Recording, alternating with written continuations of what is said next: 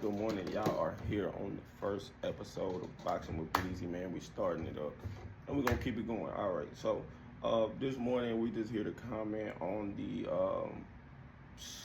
basically what seems to be the downfall of db3. You know, I really hope it's not. I'm actually a db3 fan. It might not seem like it by how I'm about to go in on them right now, but I only watched this entire fight week and the weekend leading up to the fight in hopes of seeing all three db3 brothers do their thing, you know, put on great shows, win the fights. They all three disappointed me at different times for different reasons. And we're going to get into it. And I hope this isn't the fall of db3, but it potentially could be how disastrous this weekend was. Okay. So let's start it off at the beginning. From the first sign of, catastrophe. We got the champ, the 135-pound champ, the man who's going around claiming he's the best champion at 135 pounds, the most unbeatable at 135 pounds, calling out other 135-pound champions, just sat next to Abdullah Mason in the press conference and called out Abdullah Mason, saying after he wins this fight that he would fight Abdullah Mason next for the same championship, right?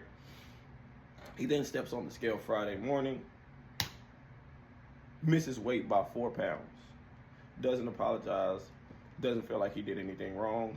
His excuse, and I'm gonna say it's an excuse because it sounds like bullshit to me, excuse my language, was that he simply couldn't make the weight anymore. I'm not sure how true that is. Just 4 months ago, he made the weight beautifully. Actually, I think like a 0.3 or point, he was a little bit under. He was 134 point, you know what I'm saying, something. So he made the weight and had a little bit of wiggling room, type of deal. And then just 4 months later, all of a sudden, when it's time for your first title defense, you can't make 135 anymore. You're at 140 basically. That's a bad look. It's bad for business. His nickname is literally the businessman, and that was just terrible business. That you don't conduct business in that manner. So that's for starters where it looks like to seem to be.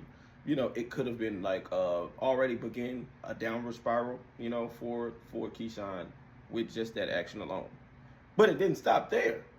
All right. So then we have Mr. Keyshawn Davis. He talked.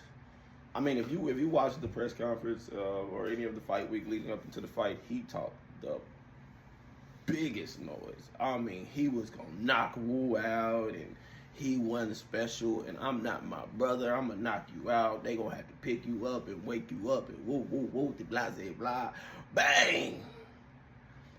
First punch he took from Wu in the second round almost knocked him off his feet. He could barely stand up. He's stumbling all around the ring. He literally touched probably all 4 corners of the ring. Literally, Wu in there, Nahir Albright in there whooping him from pillar to post. Every corner in the ring, I think he touched it, trying to stay on them feet. And that was in round 2. I'm talking about got him with a good one. Bang, he's stumbling all around the ring. And then did it like 3-4 more times in 3-4 different rounds. Yeah, you lost a lot of steam with that one. You can't talk the way you were talking and then go out there and get BTA. That's pretty much what happened. He talked like he was like Nahir Albright was nothing. Like he was no match for him and had no chance. And then the fight showed the exact opposite. Showed the opposite. Man, those statements coming from and I'm not a big African fan, but those statements coming from Richard Hitchens's about Keyshawn Davis not really being on. I mean, it's starting to have some truth to it, and I'm starting to wonder: could you really beat the top guys at 140 with a performance like that? Game over. Now let's continue. We'll go all the way down to Keyshawn Davis, who had a great performance inside the ring. But what's clear about Keyshawn Davis is he has some maturing to do. What? Before the fight, which, what I'm saying, it's understandable that he's a little bit frustrated, but before the fight, he posted a video about, y'all coming and asking me for refunds. I feel disrespected. I'm still fighting. Don't nobody come up to me. Woo, woo, woo. You got to understand that your brother just let your city down, bro. You gotta understand. You gotta understand some people gonna want their money back. You gotta understand some people are gonna come to you with it because they were there to in partial in support of you. You know what I'm saying? So, and then y'all, you gotta understand that when y'all represent the way y'all db3 screaming it out, when he made that mistake, it didn't just make him look bad, it made y'all look bad because y'all represent as one. Y'all all yell db3. Nah, we do everything together. We together. Woo, woo, woo. Y'all preach and coach that. So now when y'all take that loss, y'all gotta take it together. That's just how that most likely happened. Unfortunately, you know, I know it's unfortunate because you made weight and all of that, but you gotta just bite the bullet on that one. And then after putting on a great performance, I'm talking about he spanks the guy. He, you know, gets him out of there. And what was it, 4 rounds? I would have to rewatch it. I watched the fight, but I can't off the top of my head say exactly what round he got him in there right now because it was so much that happened after the fight that it took over. You know, it took over the fight. We're really talking about this more than we're talking about the fact that Abdullah Mason spanked Jeremiah Nakathila, or however you say it, and it's time for Nakathila to retire. But we're so busy talking, so then, after Kelvin gets his ass whooped by Nahir Albright, and even though I from what I can tell, I don't believe that they jumped him. I do believe they did, probably try to press him. But based on what Nahir Albright said in his post-fight interview and things of that nature, no punches were ever thrown. I think it is slightly being exaggerated by the media. I think it's, and no offense, no racism, anything like that. When you have a Caucasian reporter taking the report from the black male, I think certain, we use certain words or say things differently a certain way. So I think certain things got, what do you call it? I guess like a language barrier. So certain things got mixed up, kind of.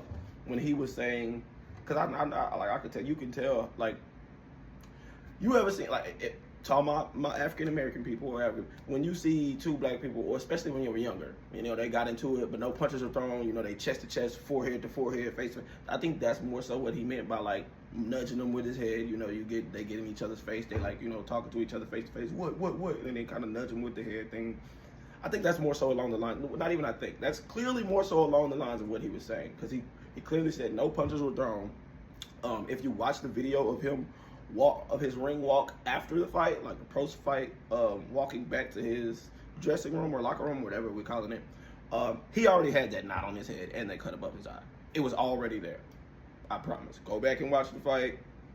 Then after the fight, watch him walk, like I said, exit the ring and start to walk back to his dressing room before he even gets out of the stadium, where you could still see him. And he's like, signing autographs and shaking hands on the way out. That knot is already clearly there. The cut above his eye is already clearly there. So how they tried to make it seem like that just randomly appeared, and that may have been something that was done by Keyshawn and Keon in the locker room, that's not true. That part, I will say, is not true, and I'll give them the benefit of the doubt on that one. But I will say, regardless, it's a bad look, and that you guys should have never even put yourself in a position for them to be able to even come up with this bullshit. You had no business going to his locker room or towards his area. After the fight was over, you should have been going to check on your brother, support your brother, try to lift his spirits, and then get your ass back out there to watch Abdullah Mason fight if y'all there for the event. Pressing Nahir Albright in no way made sense. He whooped your brother's ass in a sanctioned bout. He got in the ring with a dude who did nothing but disrespect him and talk shit about him up until the lead up of the fight. He never really disrespected your brother, except for when he punished his ass in that ring. He got real disrespectful in that ring, and he was supposed to. That's his job. That's what he gets paid for. So pressing him after doing his job, because he beat your brother ass and made him look like the amateur he is, doesn't make sense. And you guys lose a lot of credibility for that, whether you hit him or not. It was no reason for much conversation unless you were going up to him and say, "Hey, good fight. Me and you can run it back. I don't like how you did my brother. Go ahead. We're gonna send a contract. My first fight at 140. I want you." That's okay, you know what I'm saying? That's more understandable.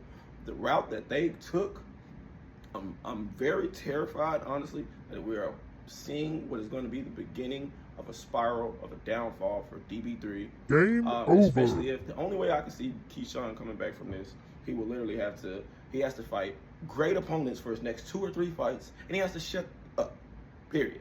He's going to have to fight great opponents. He's going to have to talk minimal noise and make sure he makes example out of those opponents while talking minimal noise. It's very hard for him to do. We know this, but that's his only path to redemption. Less mouth, more action. Especially after, like I said, we got nothing but mouth leading up to the week. Oh, no. We got nothing but talk leading up to the day of the fight or to the weigh-in. And then we get to the weigh-in and find out we're not even going to get the fight because he didn't even try to make weight. Very disappointing. Very greasy. But y'all stay breezy. That's the first episode of Boxing with Beezy. We'll be back for more.